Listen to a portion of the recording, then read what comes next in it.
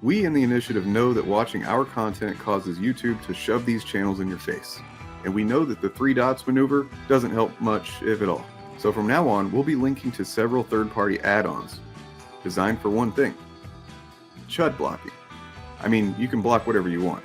But in this case, you can be sure that the only time you'll ever hear from these parasites of film and pop culture will be when organized chaos turns their deranged backward logic on them to highlight their hypocrisy, or when Willis Credia takes their bizarre narratives about the box office to task. There are blockers for Chrome, Firefox, and even one for Opera. Do you use Opera? Who uses Opera? They're rated pretty highly, and crucially, they're free. We're calling this Operation Chud Block, and we're calling on you to take part. Operation Chud Block is go.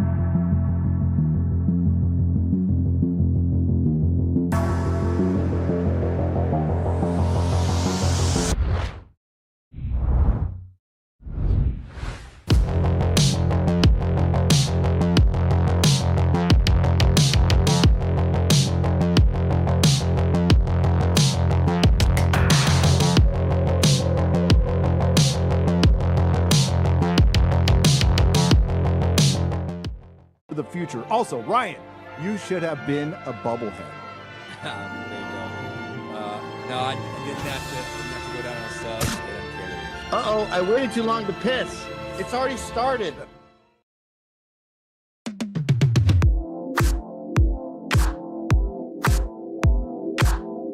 If you spend a year of your time after the first trailer comes out going, this movie is shit, only weirdos are gonna like it, it's gonna be about feminism, it's gonna be about racial diversity, it's gonna be about identity politics, it's gonna be about this, it's gonna be about that, and they do that for a whole year, do you actually believe that the people that watch that or the people that say that are gonna go into a movie and give it a fair shot?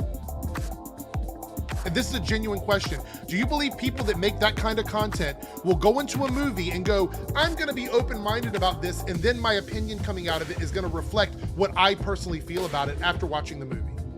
It is not financially beneficial for them to change their mind. Let me say this again. It is not a good way to make money for them to spend a year shitting on something and then watching it going, oh, I was wrong, it's actually pretty good. Because all that does is drive their viewers away from them. So they'll never change their mind about a movie. They will go into the movie already ready to hate it, come out and say, it's just as I predicted. There's nothing personal against them. I don't know them personally. I'm only talking about the way they run their channels and the kind of content that they do.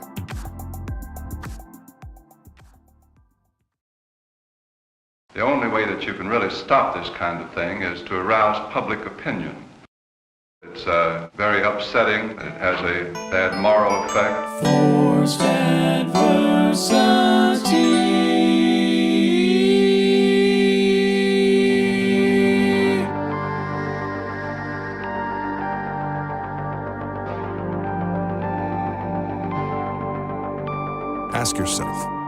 What's more terrifying, fear or the frightened? The facts of history and the aggressive impulses of an evil empire. Bad, B-A-D-D, bothered about Dungeons and Dragons. Up yours, woke moralists. Socialism has spread the shadow of human regimentation over most of the nations of the earth. And they're pushing identity politics with this. They 100% are. How do you think homosexuals reveal themselves? And the shadow is encroaching upon our own liberty. I think there ought to be a law against them. Tonight I'm going to show you why.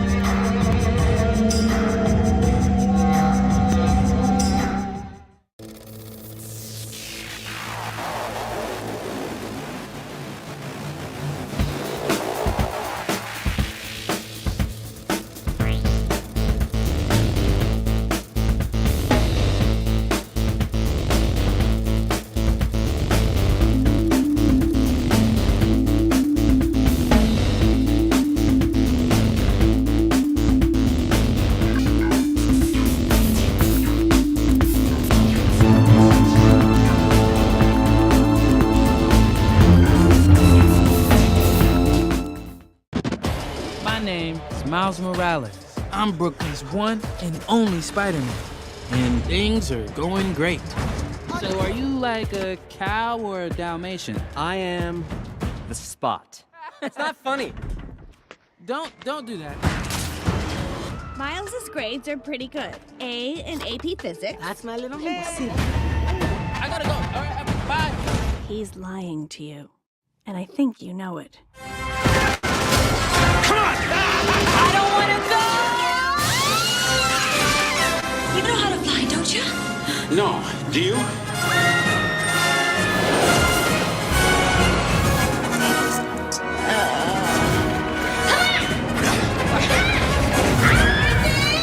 You call him Dr. Jones.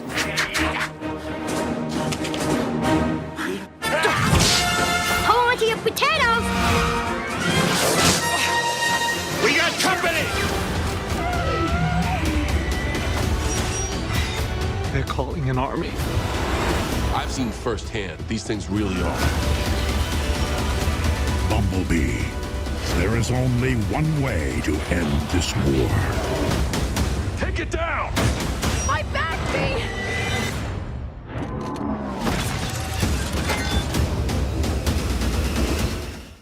This Organized Chaos podcast is brought to you by listeners like you. Thank you.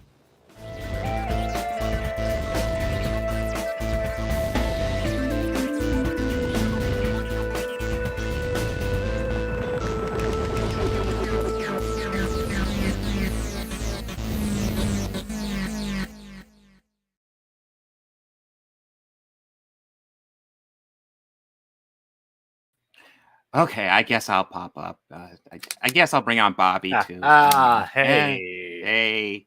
How's everybody going? Yeah, no, this is a last-minute stream. It was just an idea I had because StreamYard allows like simulcasting, so we can do this on both my channel and the podcast channel.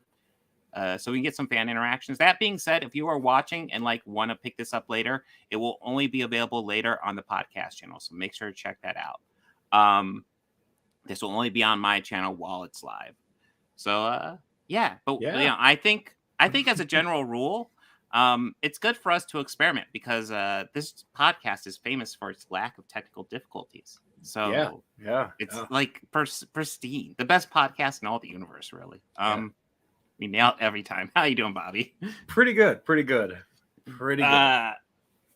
Yeah. So we got some cool movies today. We got Across the Spider-Verse. I don't know if you've heard of it. It's a little movie. I don't think anybody's really talking about it. It was kind of a bomb, I think. It didn't. It's nothing to write home about. Yeah. And then we got a brand new movie, Indiana Jones and the Temple of Doom. That was brand new. Just came out. Harrison Ford's looking good. But we'll be talking about that in preparation for their Dial of Destiny coming out. And then we got Bumblebee in preparation for the new Transformers will be coming out.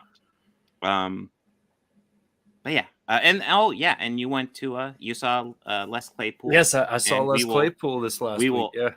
Yeah, we will also be discussing that, which should be fun. It was a show I was tempted to, but I'm doing too many concerts this year. I might be concert out. There's no such thing. No such thing, my friend. We will find out after this year. But let's see. I guess are we ready to dive into Spider-Man? Yeah. Okay.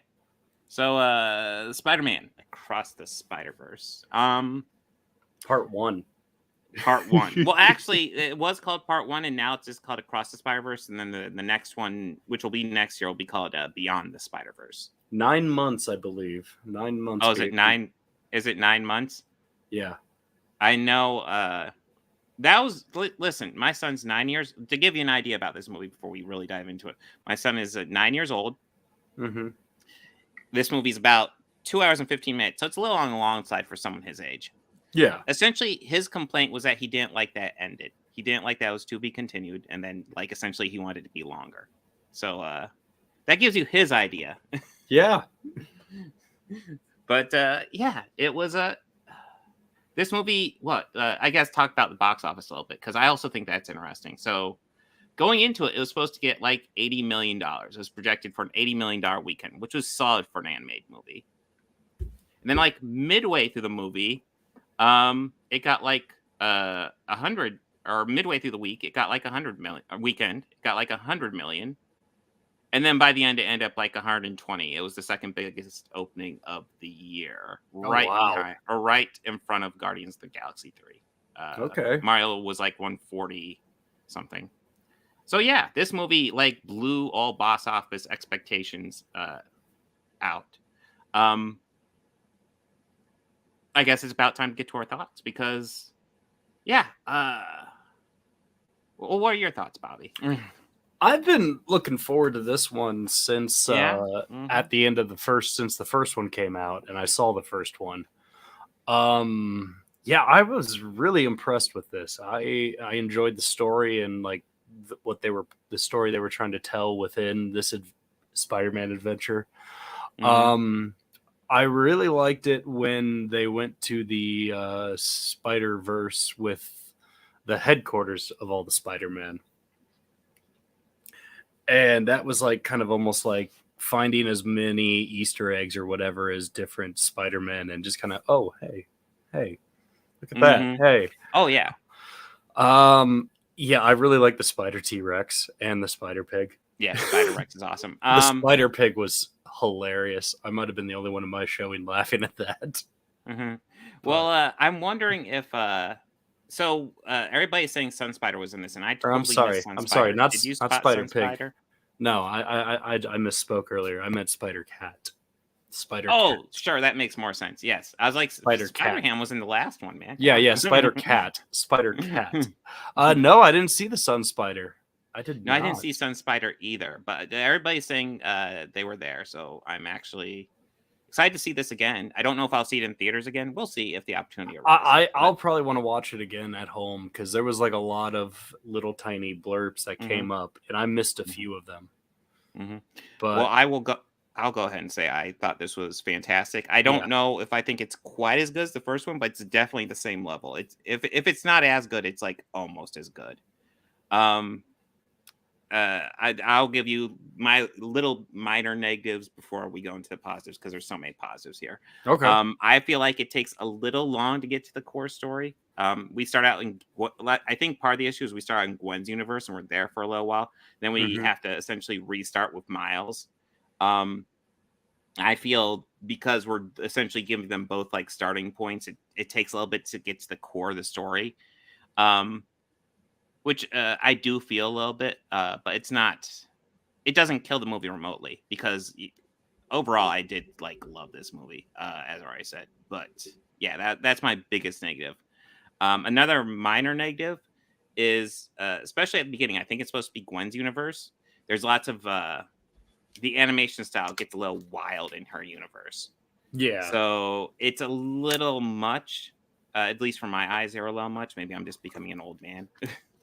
But once we move out of that and we go to Miles's universe, which is a bit more grounded, it's not too bad. And then I guess the other thing I'll also add is I wasn't thrilled with how they animated Spider-Punk. They gave him his own animation style, which was a little iffy for me. See, that's about it. Like overall, I love this. I enjoyed the animation on Spider-Punk. I kind of thought it really went with the aesthetic of Spider-Punk. Kind of look like that argument can be stitched and patched together. So that argument can absolutely it really I think fit the character. But I do agree with you. It was a little jarring in some scenes when he was with other Spider-Men. Yeah. Well, it's that argument can absolutely be made, and that's part of what they're going for. Like almost every universe has differences in their animation style. Obviously, Miles is probably the more grounded of the universes, but then you have, Gwen's is, part. Like I wasn't thrilled with it, but like obviously her universe was a bit more like artistic, where it's kind of grounded, but like the backgrounds get kind of crazy, essentially. But yeah, it's overall, like I said, it's a great movie. Essentially, it deals with a lot of the origin of Spider-Man in a different way, because obviously we're dealing with Miles, but we're dealing with a lot of the mere aspects of both Miles and Peter, how they both kind of have tragic backstories, and how Miles is on a similar path with his backstory as a lot of the other Spider people. And upon finding this out, Miles wants to avert the next tragedy in his life, and that's kind of where the big conflict is. Spoiler. Spider-Man 2099 is kind of running a network of spider people throughout the multiverse. And part of their goal is to ensure that all Spider-Men have their canons intact. And he has to ensure that Miles's canon is intact. And the next step in his canon, spoiler, is that his father dies. Yeah. And of course, Miles isn't cool with that. And I think it's an interesting dynamic because technically Spider-Man 2099 is in the right, technically. But you can also see how he's kind of missing the point. It's like he knows what technically has to happen, but he's not understanding the why. Because, like, it talks about how for Spider-Man's origin, the police captain has to die. And you even get clips from Andrew Garfield in Amazing Spider-Man, which is great. Yeah, that was cool. That was cool. And also you get Uncle Ben's death in the Tobey Maguire movie, and it's clips, and I just love how they incorporate some of the live action elements into this movie. It's fun.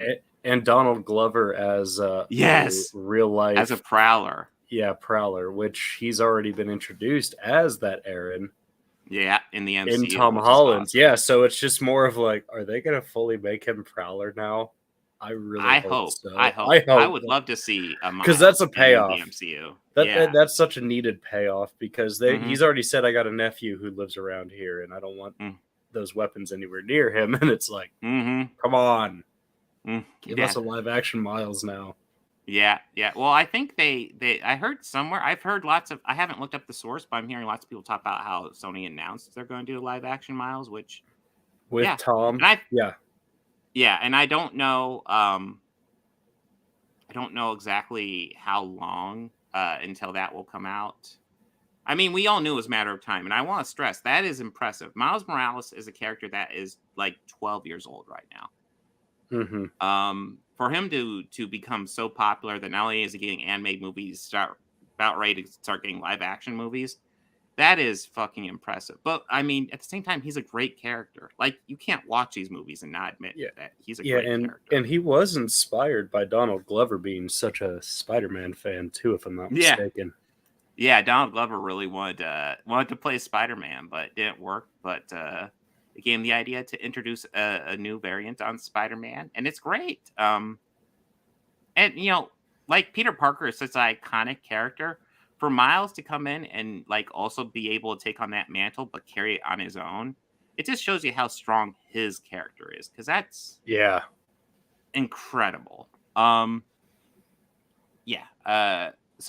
as I was getting to, so Spider-Man 2099, he has to keep the canons of the Spider-Man intact. But I think it's interesting because like he's looking at from like a pure step-by-step basis, like this has to happen, and then this has to happen, and then this has to happen. But he's like missing the why, because essentially once he has Miles, he's like, okay, your father's going to die in 2 days. You know this, so we have to stop you. So we're going to hold you here until it happens. And then Miles is like, fuck you, essentially. Obviously he doesn't say that, but So, and I think that's where he's missing the why, because like when that event happens to other Spider-Man, like it's not expected. They, maybe they learn something from it. Although I would argue they learn less from the death of the captain than they do from Uncle Ben, which is kind of the vital moment in my opinion. But, there's definitely lessons to be learned no matter what. That being said, if Miles is being held captive and can't save his father and being actively prevented from saving his father purposely by Miguel O'Hara's Spider-Man 2099, the only lessons he's going to learn is that he fucking hates Miguel O'Hara. I mean, it's like, did you think this out? Well, he's definitely, it was hard to believe there'd be a role where I would end up hating Oscar Isaac, and I did not care for Miguel. Yeah, no, it's not so much that I hate him, but like, this is obviously a darker Spider-Man, Spider-Man 2099 specifically, because Spider-Man 2099, I've read a lot of his books. It's a bit different than the one I'm used to, but obviously they're taking some liberties, and they could always say this isn't like the main one. This is a variant. But yeah, he's definitely the villain. He's not the main villain, surprisingly. He's definitely an antagonist to Miles, who after he has a kerfuffle with him, he ends up with a fuck ton of Spider-Man after him. With a couple slowly but surely deciding to take his side, which is cool. And if you're wondering who, you could probably guess most of the names. There's a couple new characters, but it's mostly the people we already know. I really liked the India Spider-Man. They went to India, Manhattan. Yeah, that was fun. Yeah, that was super cool. Yeah. Well, that was something I didn't even think about till like watching this. I was like, in the last movie, Miles never traveled the multiverse. So when he first glitches out, it's like, oh, yeah, he's never done that before. No, and I'm really happy that they added the element of the spider that bit him was glitching out. So yeah, and I really enjoyed that they tied that back into the plot, because I always felt like that was a plot hole in the first one. Yeah. Like, there's nothing going to come of that, but we did get the outcome of that and the results of it from at the ending of the movie, where which is a great cliffhanger ending. Well. Which and I kind of have to agree with your kid. I didn't care for the ending right there. Yeah. It was just more of like, are you serious? 2 hours and 20 minutes. And I could live for more. That's impressive. I could go for more of this. Like like shit's starting to get really good right now. And gotcha. That's one of the big twists. So we see the spider glitching into the Spider-Verse, and I kind of assumed, and maybe even when they did it, like it was just like an artistic thing. Just we're gonna make it look cool. It looks like the glitching. I don't know if they had it planned out to this degree. Maybe they did. Maybe. Because it ends up working out. So that spider in Into the Spider-Verse was actually from another dimension, and came here because Kingpin was experimenting with that dimensional collide or whatever it was. Yeah. So that's a dimension that doesn't have Spider-Man, and the only reason essentially Miles is Spider-Man is because that dimension lost its Spider-Man, and because of that, and brain farting. Oh yeah. Now, I guess I'm getting ahead of myself too. So there's actually this device that in the Spider-Man headquarters where all the Spider-Mans are, that will send you back to your home, the home dimension, and it's located by your spider. So the spider that bit you, you'll go back to the home dimension of that spider. For everyone, that should just be their home dimension. The twist being that when Miles uses it to get away from Spider-Man 2099, it sends him to the home dimension of his spider, not him, which is a great twist. Yeah, Earth 42. Yeah. There was a moment or two until I realized what was going on, where like there's this great moment where Miles tells his mom that he's Spider-Man, and like there's a moment or two where like her response is, "Who's Spider-Man?" And there's a moment or two where I'm like, fuck? How does she not know? Yeah, like wait, what? Like when I was watching it, and as soon as she said that and showed her kind of walking out, and it was kind of, I noticed like, wait a minute, the color scheme's off. Yeah. Things are a little bit off. Yeah, I'm just. Yeah, that. She doesn't know. It took me a couple of seconds because for a couple of beats, I'm like, the fuck? How? Like, does she talk to her husband? She talks to her husband. How does she not know who's? And then it's like, Uncle Aaron walked in, and then it's like, oh God, what? Well, I think even before Aaron walks in, we see him walk out, and then almost as soon as he walks out of the room, he glitches, and it's like, oh, yep, that's it. Yep, there it is. But yeah, essentially, he meant to go back to his universe to save his father, and he's in the wrong universe. That being said, Gwen decided to help him and went to his universe to help him, and of course, he's not there. And yeah. And we haven't even gotten to the main villain. What were your thoughts on the main villain? Jason Schwartzman? Yes.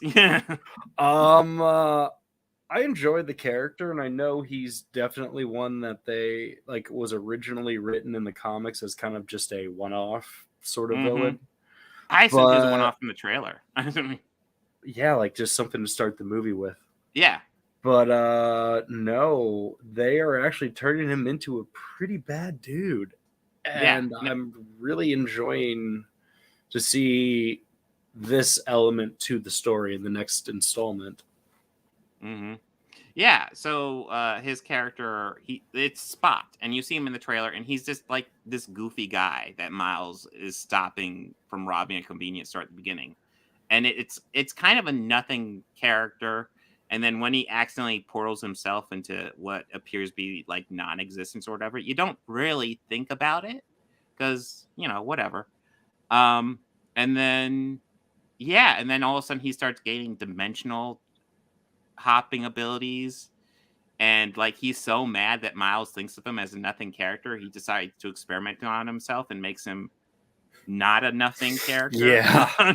And all of a sudden it's like, oh, fuck. Like it used to just be like how like stopping him in the beginning of the movie was almost kind of annoying because like he just portals and like he can't really do anything on purpose, but like there's nothing to it, and then at the end it's like, oh, I don't even remotely know how you fight him now.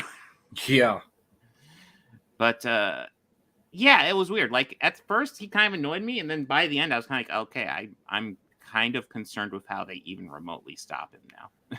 So it's interesting. I kind of want to see what they do with him. But yeah, overall, fantastic movie. As with all movies, like if you sat down and watched this, but you didn't watch the movie, shame on you. Shame on you. I told you spoilers. But also, movies are more than just a couple guys sitting down talking about. There's more of an experience to it. So go check it out. Yeah, definitely. Anything you want to add before we go on to Temple of Doom? Nah. All right. there's a fade when I do that on OBS. I kind of miss the fade.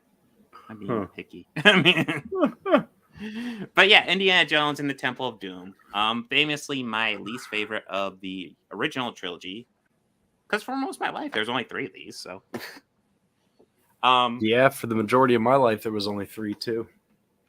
Yeah, and I will say this is the weakest of the 3. I don't know. I feel like over time I've warmed to this, but it's still got issues. While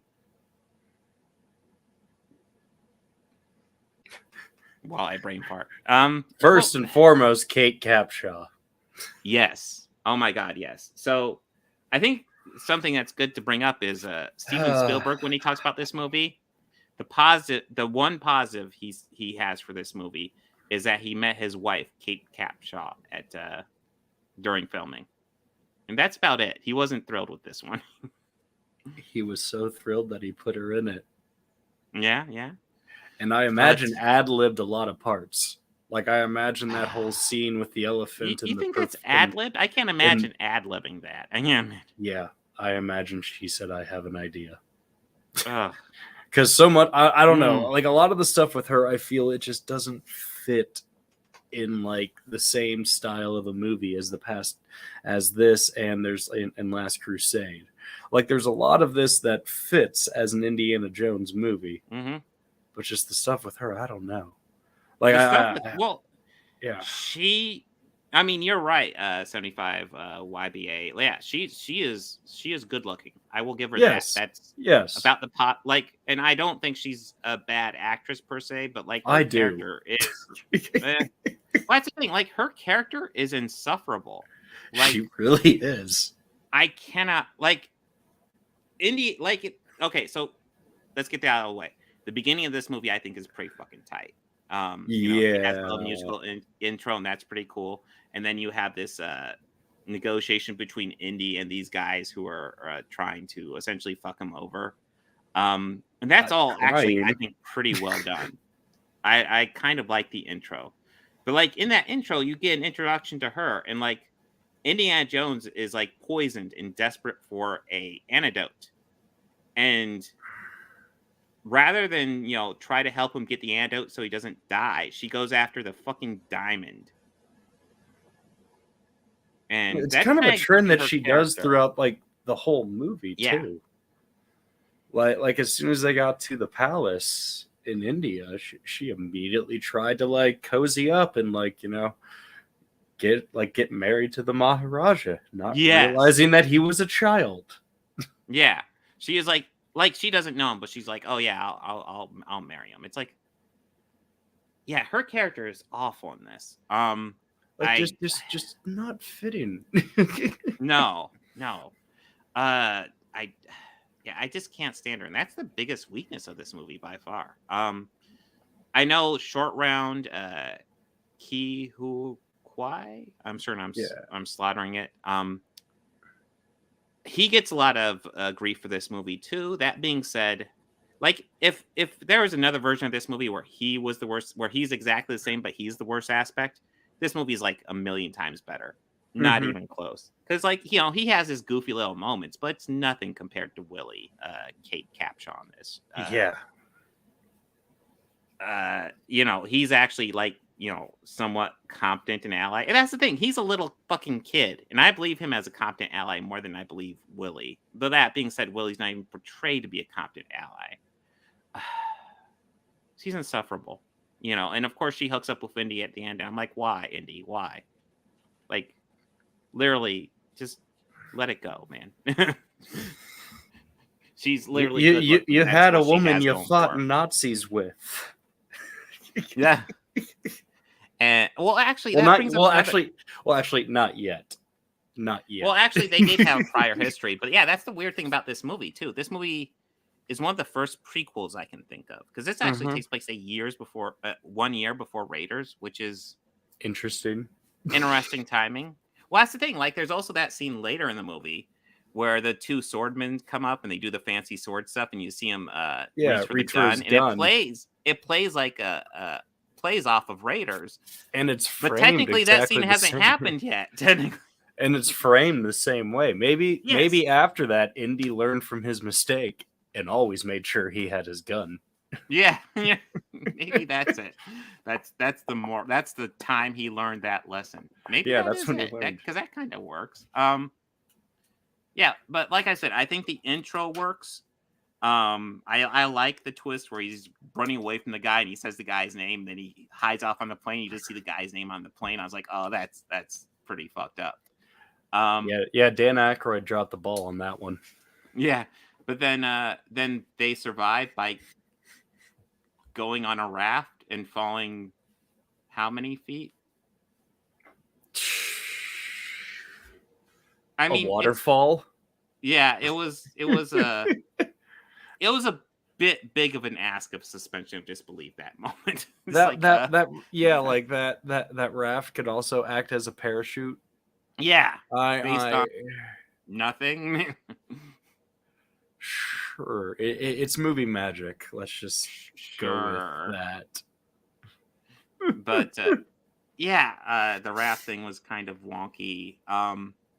I will also say talking about Across the Spider-Verse taking a while to get to the core story. This movie, holy crap! Like the big Temple of Doom where the guy's taking the heart out and you meet the main villain. That's the part everybody remembers, and that's over halfway into this movie. Yeah. It's a full hour until we actually get inside the Temple of Doom in this movie. Yeah. And, that stuff is actually decent in my opinion, but man, it takes too long to get there. I remember because when I was watching it, I had paused it because I was watching it on Paramount right at that exact moment, and I noticed, oh wow, 1 hour exactly. Wow, It takes a full hour for Temple of Doom to Temple of Doom. Yeah. It's worth noting this movie's just under 2 hours long, so it's over halfway through when we actually get to before we were introduced to the fucking main villain of the whole thing. I mean, in Raiders we had the main villain popping up throughout the whole thing. We were introduced to him right off the bat. Mm-hmm. And even here they could have had the main villain kind of clean up and be prominent during that dinner party, kind of give the impression of, oh, this guy's up to no good, and then he pops up there. It's like, but they don't even do that. And I will say, so he goes to this village in India and they're like, please help us get the stone. He doesn't want to, but he needs to get out of there. So he's like, okay. And then, we get to this palace and then there's the dinner scene, which, I mean, it's kind of cool, but it's also kind of place filly. I don't know. What's your thought on the dinner scene? I have mixed feelings. I think it was made it's designed to kind of I don't want to say gross out. Yeah. So I think a lot of it is played for laughs and showcase Willie as a side comedic relief. And then her and Short Round just reacting to the different foods that are being served at this dinner.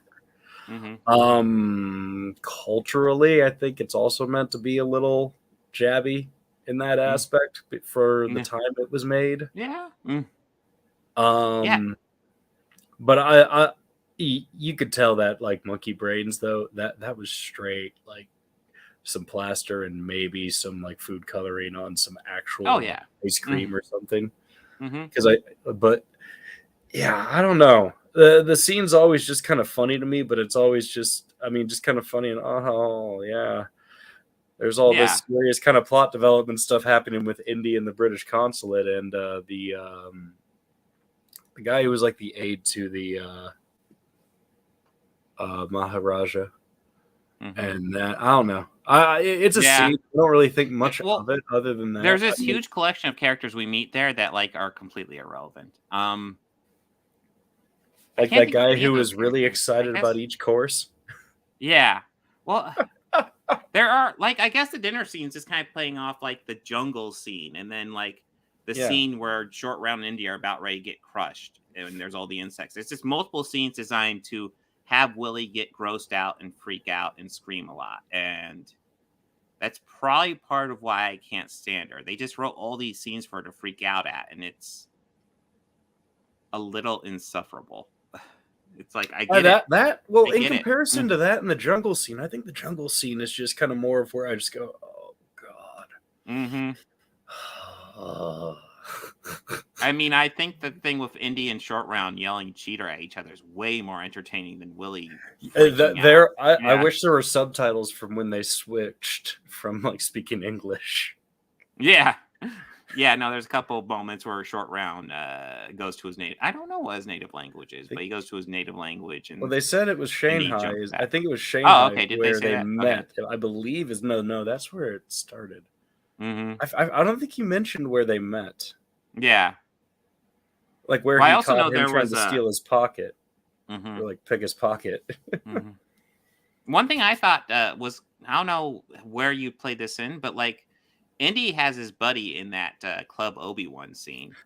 And he has like, we had lots of great adventures, Indy, and it would have like, it feels like Short Round should probably mention him, because it feels like they're all working together on this, and then like this one guy's gone and Short Round seems to just not notice. Seems a little weird. Or he didn't ask like, hey, where is that guy? Hey, where's so-and-so? I think his name's, is it Han? Yeah. Hey, where's Han? Is it? I wonder if that's a Star Wars reference too. Well, the club was. Yeah, the club. It was Club Obi-Wan, which is what Club made me go, hey, wait, his name's Han? Yeah. But yeah, the other thing I guess I really want to go into. Oh, actually, there's two other things. I'll go over one, which I think is just a fun fact. So there's that big goon that he fights on the like the rock crushing machine. Now, did you know that that's played by the same actor who he fought on the airstrip, who gets caught in the propeller? I think that's cool. These two big guys. He also plays like, I think he plays a goon in like the next one too. Yes, he does, and he also is General Kale in Willow. Yeah. So he pops up in a lot of these movies, and I did not know that until more recently. I wonder, like, when we get to the Last Crusade, I wonder if he gets a gory death in that one, because he gets the gory death here. He got the gory death in Raiders. I mean, I don't know. I still think the Gators is like the worst way to die. Not only do you fall from a great height, but you get eaten. Yeah, I did not think about the Gators. But yeah, this overall, I feel like this movie has more potential. It's not great, but it's like the elements for a great indie movie are here. Like, I love the whole Dimple of Doom stuff, you know, reaching out, grabbing a dude's heart. Did you just say Dimple of Doom? The dimple? Yes, Dimple of Doom. Yes. Dimple of Doom. Dimple. It was a dimple. No. But yeah, there's elements here but there's other elements that just kind of hold it back. I feel like there's lots of place filler stuff to expand the timeline, the running time with Willie that do not work. Willie as a character just needs a complete fucking rewrite. She is insufferable. But yeah, like I like the whole ending at the bridge where essentially I'm down for all of that. Well, I really liked it, and that's actually one of the things I really love the most about this movie, because he figures like he needs to get away out of this. You see Indy kind of realizing like, I am screwed. What am I going to do? And he's just like, okay, how can I communicate? Wait, me and Short Round speak a language that only the two of us speak. Yes, exactly. Yeah, and then she's like, "Oh, hold on, lady, we're going for a ride." Yeah, which was very clever. Which also goes to show that Short Round's way better than Willie. Not even close. Well, yeah, and also Indy, bit clumsy at times, but you know he is also resourceful. For sure. And. What was your? Oh yeah, the mine cart. I have mixed feelings about the mine cart stuff. Made me want to play Donkey Kong. Yeah, like I appreciate what they're doing, and a lot of it's kind of practical effects, but like so much of it is just so unbelievably unrealistic that it just doesn't like work. It jumping from track to track, because that's the exact part that made me want to play Donkey Kong. Yeah. Well, there's also the part where they lean over, and it's like, okay, you're pushing it, because they would just fall at that point. That's not. I also remember that when this came out, they added a new ride, the Indy ride, the minecart Indiana Jones ride, and as I recall, they used actual footage from Temple of Doom in the advertisements for it. Mm-hmm. Yeah, I wonder if that was part of the idea behind it too. Maybe. I mean, I'm sure it is. I mean, if you're going to make an indie world out of if you're going to make an amusement or an attraction at Universal for any one of these movies, I would probably go Temple of Doom. Yeah. I mean, just the name by itself will give you a stuff. Yeah. Like I said, when we actually I would get also to the love Temple to Doom see stuff, that. It's good. Yeah. Yeah. I would really, that element of it is so much a yes. And I kind of love how Indy was trying to talk his way out of helping the people until like he found out like, oh, they're taking kids. No. Yeah, we're going to find out what's going on. This is not right. Yeah. And then the kid found his way down. And then with that scrap net, and he's just, oh, this is a cult. Yeah, no, I'm going to take care of this. So I think, I guess if I were to summarize my thoughts on this movie, I'd say there's 45 minutes to an hour of absolute classic Indiana Jones stuff. I would say just as good as Raiders. And then the rest is kind of willy and filler. Like it's not terrible. Like if you're an Indiana Jones fan, yeah, it's a much watch. It's not like, oh, just avoid this, because there's definitely good stuff in this. Yeah, there is. But it's definitely the weakest of. Well, maybe my opinion will change when I rewatch the third one. But with memory, this is the weakest of the three. Well, yeah, memory serves. I've never liked the opening to Last Crusade. Like I've never liked the look back to when he was a kid. We'll get to it. But I remember it's like I like the idea, but I don't. Because I always feel like the openings to these movies are just iconic little, almost throwaway adventures of Indy. And that one kind of isn't. Yeah. We'll get to it when we get to it. But yeah, I definitely have thoughts on that. Anything you want to add before we go on to Bumblebee? Nah. Yes. Bumblebee. The better version of Transformers 2007, in my opinion. I actually liked this one better. I actually genuinely like this one. This is like the only Transformers movie that I will actually give a positive review to, because this is actually fun. I feel like it's kind of, to a degree, Guardians of the Galaxy inspired, because we have tons of needle drops throughout all of this. But like this movie actually understands the needle drops in Guardians, because it actually weaves it into the story, because it's what's her name? Charlie. It's Charlie, right? Yeah, it's Charlie's music. She's a huge music fan, and what we're hearing is her music. And it really actually works well with the Bumblebee character, because throughout the Transformers movies, he can't talk. He has to go through radio stations. So having him like bond with somebody who loves music, it almost kind of fits. Don't they play like a real great needle drop just right to start it off with? I don't know. I kind of like almost all the needle drops in here. I'm trying to remember what it is, though. Like when we first get introduced to her, like the music that's playing.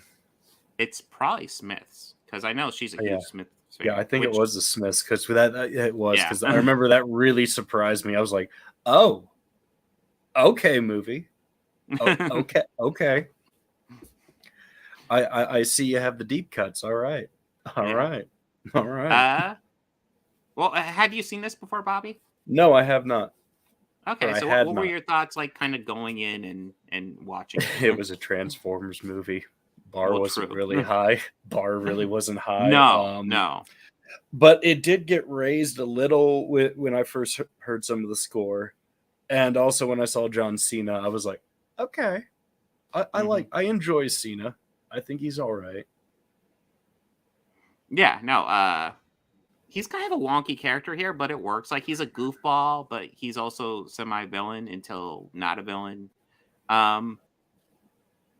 Yeah, I mean, I guess you could just say he's more of the nuanced antagonist, where like, he doesn't like the Transformers because a couple of his men died when they landed, so he has issues with them. But eventually, he realizes they're good guys and bad guys. And he gets a fun moment where he gets to point out, we're working with guys called Decepticons. Does that name not set off any alarm bells with you guys? Yeah, that I was just like, I mean, fucking for real. Like, really? I had a hard time trying to place, like, and I must have missed this in the beginning credits, like when this movie took place. Like, if I had to guess, I would have probably said like maybe 80s. Yeah, no, it definitely takes place in the 80s. I want to say like 87. I can probably look that up. But yeah, it's sometime in the 80s. But because there was a song I heard on there, because like the whole time I'm thinking, yeah, this should be like the 80s, and then I heard one. I was going, I'm pretty sure this is an early to mid 90s song. But okay. Well, the end credits has a new song. When does this take place, though? Plot. 1987. I'm trying to think. What song? I don't remember a song that doesn't fit, other than the ending credit song, which obviously is a new Haley Steinfeld song. Yeah, she's in this. Yeah. Yeah. To her credit, that she does make the song sound a bit 80s. So, but yeah, it's end credits too, so you can get away with a bit more in the end credit stuff. But yeah, this is like I said, this is like genuinely like just a good movie. Like I probably would have been much more excited for this franchise if this was essentially Transformers 2007, because 2007 was just kind of tough to watch. This one's a lot shorter. Charlie is a much better character than Sam. Like, I actually like Charlie in this. A little disappointed she won't be in the other ones, but I get it. They're going to time jump back to modern day, I imagine. Also, to my understanding, the new ones are going to be more this style rather than the Michael Bay style, which, God, I hope. Yeah. The Michael Bay style is a bit much. But yeah, this is just a fun movie. I guess I don't have too much to add, other than I think they did a great job with the needle drops, and I think. And something else I'd like to talk about is part of I think why this works is this limited actual Transformers, in that we get plenty of Transformers, but 99% of it's Bumblebee. He's in a lot of the movie, but like it's mostly just him. And like as far as the original Transformers or the Transformers in 2007 movie, he was definitely my favorite by a huge margin, with the exception of the peeing scene, which was weird. But yeah, just having him be the prominent Transformer here was awesome. But yeah, just overall solid movie. Definitely my favorite of the goddamn what? I guess this is the 6th one. Yeah, something like that. Yeah, and it was kind of set up to be like a prequel reboot. So like it's a prequel if it's not successful, and it's a reboot if it was successful. And we'll just have to see what they do with the new one. Which I will say, looking at the trailers, the new one looks a little bit better.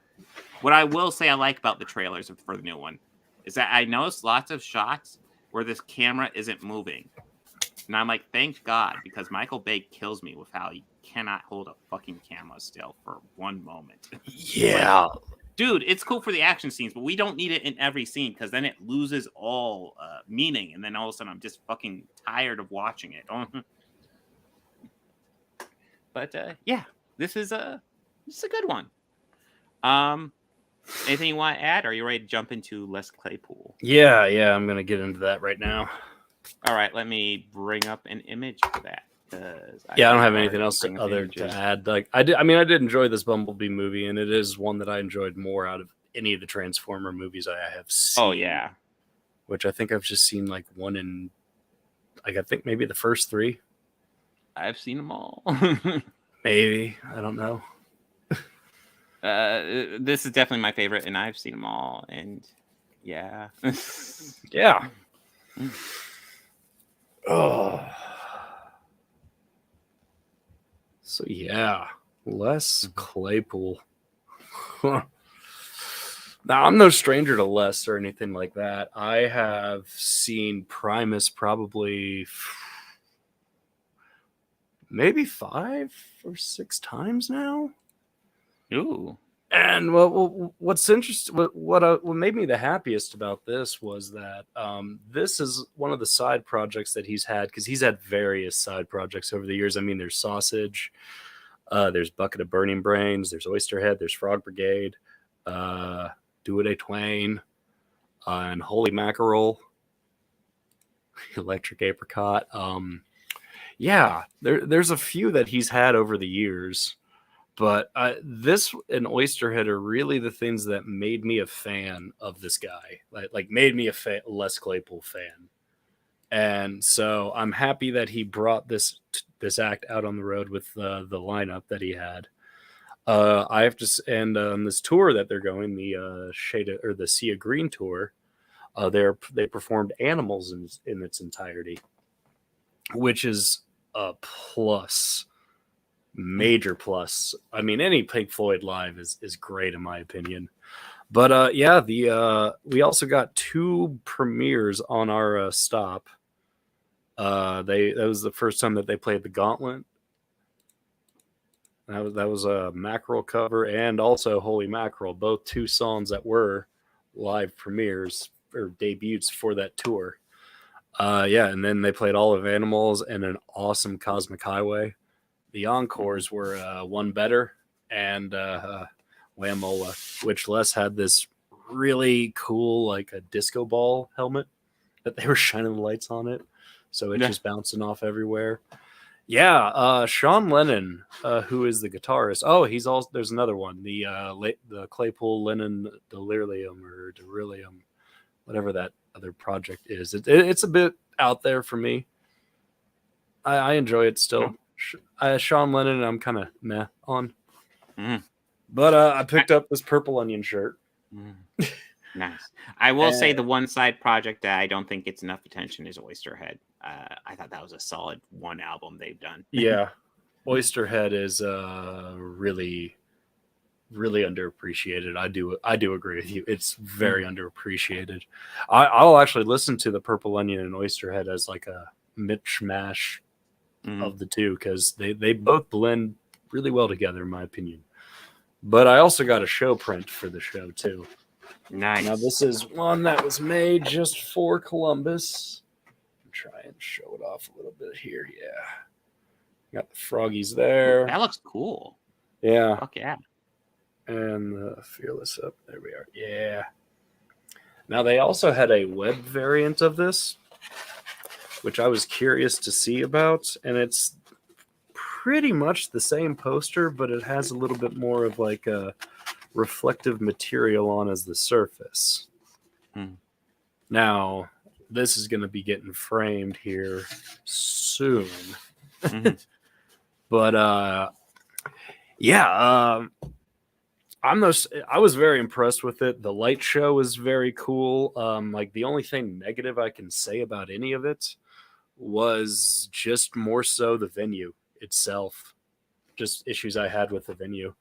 It was at Kemba Live, which is a kind of about medium to mid concert venue here in Columbus. But they had it it also has an indoor and an outdoor pavilion, but we had the show on the indoor side of it, and it was definitely oversold because it was very cramped in there, like surprisingly cramped. They would take bottles away from you, so anything that you had, they would open it and pour it into a cup for you and give you the cup. Which during the show, actually right in the middle of dogs, a guy behind me and my friend, we're watching the show and we hear, whoa, whoa, whoa. We turn around and we see a dude fall over, passed out. And whoa, I've been hearing on a forum, like a Primus or a Les Claypool forum, that it happened to a couple of people at that show. Like, I guess they were dosed with something bad. And yeah, I mean, everyone seems to be okay after the fact. But this just brings up to a very important fact, or fun thing at shows that or not really a fun thing, a safe tip for at shows. If they give you a cap and they give you a bottle, keep it covered always and keep your hand over it. Cups are a little harder to do this to, but try and keep an eye on your drink and the drink of people around you, because that's not cool. Mm-hmm. And having it happen to you, I can imagine would really mess with your head and put you kind of in a bad place. But it's not cool to do that. Everyone's there just to see a show, but just a friendly safety thing because that's important. But other than that, downside of it, I mean, the show was incredible. Les never disappoints ever. I'm always very satisfied, and I would really love it if he takes more of his side projects on the road. Because I would love to see more of the side projects. Yeah, no, I've never seen Les, not any of the side projects or Primus, which is something. Yeah. Honestly, if there's a Primus show, I might go ahead. Might have sucked it up. Although do have to ask, like, it's worth what was their set list? Because they've just done the one album, right? The Frog Brigade. Yeah, they play what I noticed is they played a full list of like almost anything that Les has done.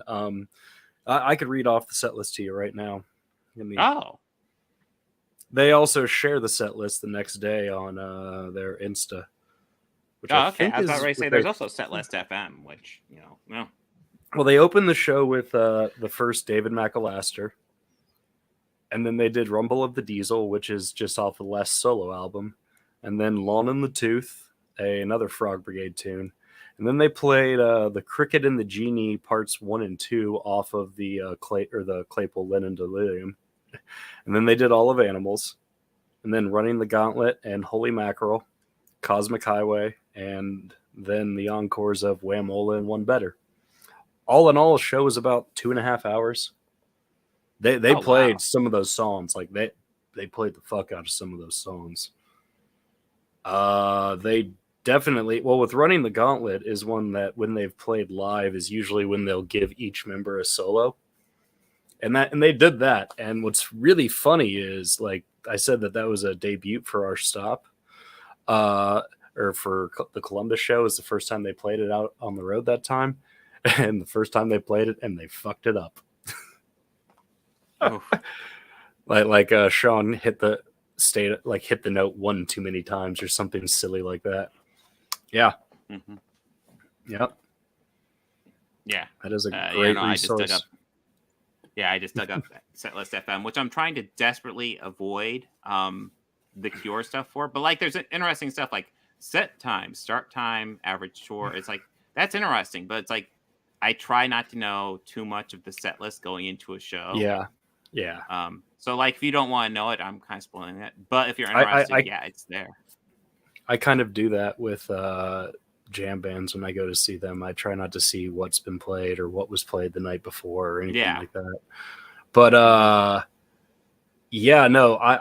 did my best to avoid any less. Actually, from the moment that the month of May started, I didn't listen to a single solitary note of music by Les Claypool until that show. Kind of preserved my ears for it. Yeah. Well, I know, like next week we got The Cure. And I know I'm going to listen to the albums, and then as soon as I finish listening to the albums one more time, it's like, okay, no more Cure. Just don't play Cure, for love of God. Don't play Cure. Yeah. But I'm looking forward to that. Yeah. Yeah, I mean, other than it being overcrowded and has like I don't know, there was a couple of people who just were shoving their way throughout the whole set, and even right when they started doing the Pink Floyd set, kind of just being arrogant to people around it. But I mean, you'll have that at shows, but I've rarely seen it at a Primus show. Just for some reason, some people there were just extra dickheadish, and that's just not cool. Well, like, how big is a venue was it? I'm visualizing something like Newport. Was it bigger? A little bit bigger. So you've been to the LC, right? Here in Columbus? LC? I don't think Promo West. The one that's outdoors near the hockey arena and the baseball field.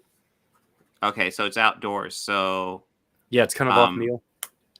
I've seen I've seen that style venue before because that's what Cure or not Cure, Tears for Fears and Garbage played at. Essentially, you get like this normal stage set up, and then you have a lawn in the back.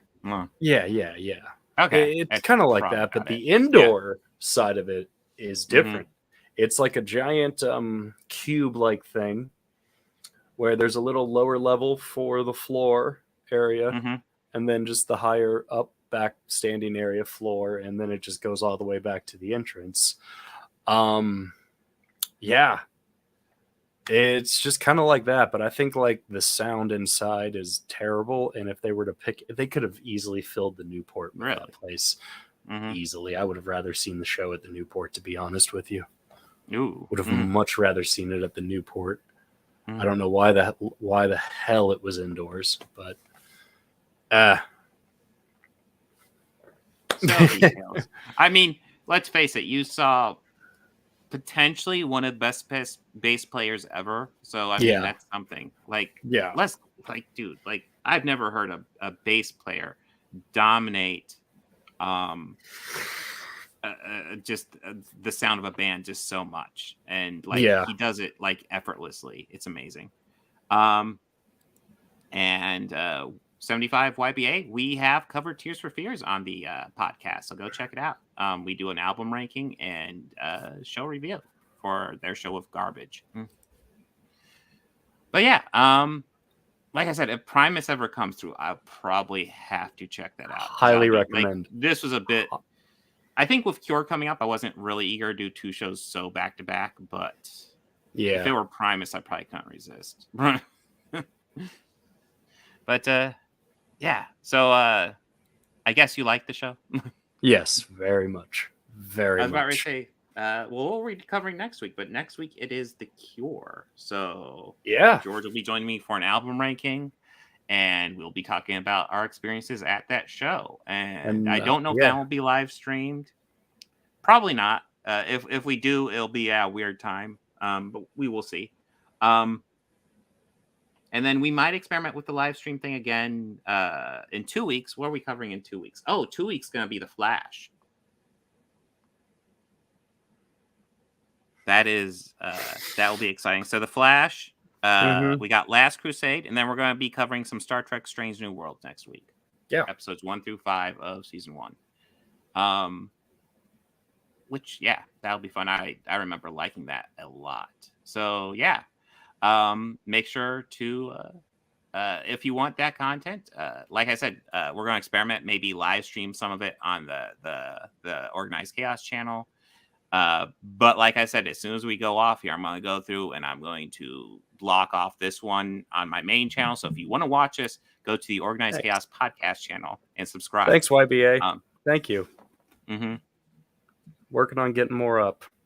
Yeah, we definitely like the podcast is great. I love doing the podcast. People I do too. Watch the podcast. Come on, watch our podcast. We have a lot of fun on here, but we very rarely disagree, but we never fight. No, we could. I don't know. Like we disagree semi often, but like it's not like we fight. Like we get along. No, we like, just disagree. It's possible to friendly disagree. Yeah, and we learn to move past it and be adults. Yeah, oh, you just like this movie? Well, therefore you are a simp, suck. And you are a you shall. I mean, YBA, we got a lot of great stuff on our show. We've done a lot of great stuff in the past. It's still the funnest I've had, and I still want to do this again. Write a better pitch or pitch a new start to a movie. That's true. Yeah, that was fun. When was a lot of fun. Up. Yeah, this summer is crazy. There's so many movies, and it's like, well, let's feed the algorithm and do some of the past movies. Yeah, absolutely. Movies, but it's like, if it frees up again, maybe we should figure out something else to do. Because like James Bond is also in that fun period where there's like nothing really planned, so we could just play with it. Yes, that's why we could literally do anything, and the whole canon is a playground. I mean, like the only way you could go back to that universe is if like literally somebody else is James Bond. So like, or you do a hard reboot, which I'm 99% sure they'll just do a hard reboot, but maybe not. Yeah, Henry, people kind of suck. I was just reading Henry's comment there. I can't stand when people give others such a hard time for liking a movie they don't. I don't get it either. I just try and play it off with people like, well, music, like all things in movies, or like all things are subjective. Don't have to like everything. Don't have to hate everything. Kind of diving into this aspect of like my channel for the past year or so. one thing I've kind of learned is that like it's way easier to give a negative opinion on something and be like, oh yeah, this sucks. But like if you give a positive opinion, you're putting yourself out there, and then people will like actively shit on that and like bring you down for liking something. But if you shit on it, like it's like it's almost like, you know, the worst you'll get somebody saying, but I liked it, and then people will shit on that person for saying they liked it. And it's like, I dislike that the discourse is like that. I want the discourse to be way more positive, essentially. You're allowed to dislike stuff. For the love of God, dislike plenty of stuff. I just said I don't like Temple of Doom. I think there's good elements to it, but like I don't. Well, yeah, Henry. The negative ones do draw more attention, but you know, most of these people realize that and realize that they can make money off of it, and that just makes them no better than a snake oil salesman. Or what's the term you got? What do you guys call them? There's a couple different names. Are you looking at anti-fans or chuds or chuds? Chuds was the one I was looking for. I mean, but there's another. There's a yes. That's the particular phrase I was looking for. Yeah, I'm gonna dislike this because it makes me money. But yeah, no, the podcast is fun. Bobby will be back with me in 2 weeks. George will be here next week, although I think the one George will be pre-recorded because we have to work around the concert and figure that out. But yeah, this is fun, and we'll see you guys next week. Like it's every week, guys. So come check it out. Yeah. Bob will be here every week. I am just going to be off next week. Yeah, Bobby is here like most of the time. So yeah, physically, yes. But yeah. How did Shud origin? Oh yeah. How did that originate? That is a good question. I don't know. Yeah, I learned it, but I don't know. I mean, I've heard the term chud, but it referred to like, you know, not that. Yeah, I don't know either. It's just another euphemism for a male appendage. So make sure to like and subscribe to Organized Chaos. Like and subscribe to Organized Chaos podcast. Make sure to like and subscribe to Bobby Quarters. And of course, there's all the initiative channels. They all got spots at the beginning. I can't think of anything else to say. Although I probably should. But yeah. Take care. Anything you want to say? Oh yeah. You want to bring up your the live stream your wife does? Oh yeah. My wife, if you are on Twitch at all, she does live streaming as well. She's shuffling the schedule around right now, but her page is the Hell Kit. So it's HELKIT and then the number 10. So Hell Kitten. Check her out. She's really great. Awesome. 18 and up show, but I'm pretty sure that is what our audience is, 18 and up. But yeah, she will do some cozy games some days. Some days she'll do Overwatch. Some days she'll do, I think she's doing Fall Guys now. And I think she started doing the Hogwarts game too. She usually streams while I'm at my job, so.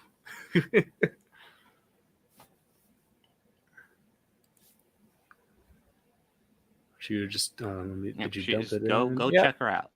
Yeah, that's her. Yeah. I actually here. Let me drop the link in chat. All right. So, everyone, have a good one. Thank you. Take care.